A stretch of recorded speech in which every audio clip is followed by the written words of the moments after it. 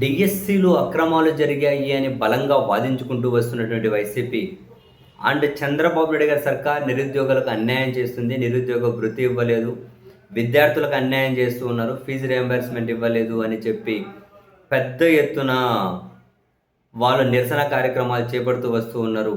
ఇప్పుడు మే 27 మే 29 మొదలెట్టారు. రోడ్ల మీదకి వచ్చి నిరసన కార్యక్రమం చేపట్టడం అక్కడి నుంచి విడతల వారీగా జరుగుతూనే ఉంది.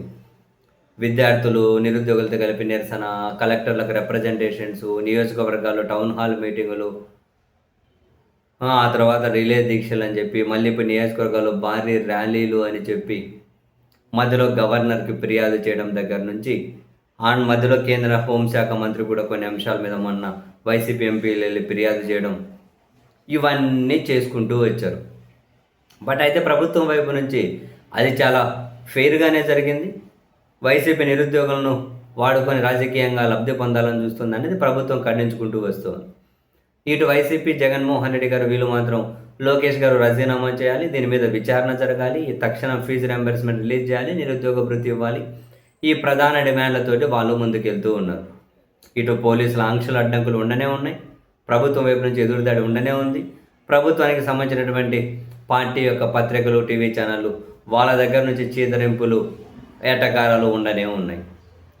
అయితే ఇంత బలంగా వాదించుకుంటూ వస్తున్నటువంటి వైసీపీ అంశం మీద తర్వాత స్టెప్ ఏంటి, వాళ్ళు నెక్స్ట్ ఏం చేయబోతూ ఉన్నారు? సరే, న్యాయస్థానాల్లో కొన్ని పిటిషన్లు వేశారు, అవి విచారణకు వస్తాయా రావా, వస్తే ఎప్పటికీ అన్నది ఏమంటారో అది అంతులేని ఎపిసోడే.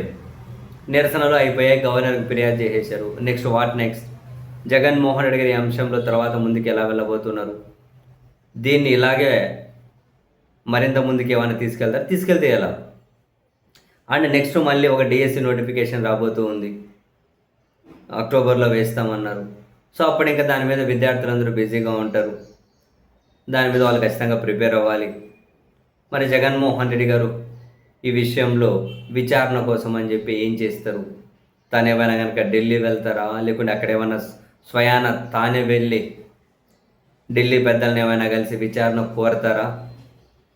మొన్నసారి జగన్ గారు ఢిల్లీకి వెళ్తున్నారు, అపాయింట్మెంట్ కోరారు, ఢిల్లీకి వెళ్తున్నారు అని చెప్పి వార్తలు వెలువడినప్పుడే మనం మాట్లాడుకున్నాం. ఏమో అటువంటి సమాచారం అయితే ఏమీ లేదు, మరి వార్తలు ఎందుకు వస్తూ ఉన్నాయి అని చెప్పి.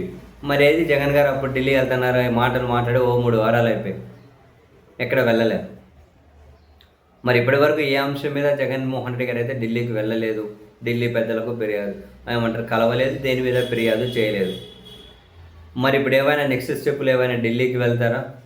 ఢిల్లీకి వెళ్ళి ఏమైనా కనుక ఆయన తన దగ్గర ఉన్న ఆధారాలను ఏమైనా ఢిల్లీ పెద్దలకి ఇస్తారా? ఏమైనా విచారణ కోరతారా?